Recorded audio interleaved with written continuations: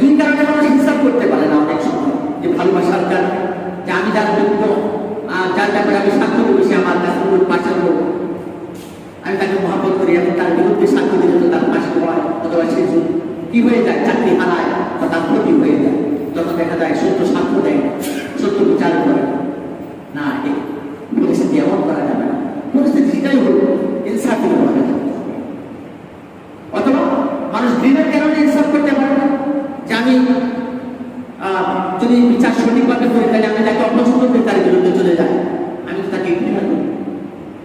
আপনি যাকে অপছন্দ করেন, যাকে ঘৃণা করেন, যাকে আপনি দেখতে পারেন না, বিদ্বেষ পোষণ করেন, আপনার বিচার যদি তার পক্ষেও চলে যায়, তো আপনাকে ন্যায় বিচারই করতে হবে।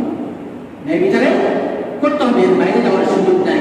যদি আপনি মনে করেন যে আমার রব জানেন সব, সুতরাং আমার পার পাবার কোনো সুযোগ নেই, আমার আখিরাতে বিচার হবে।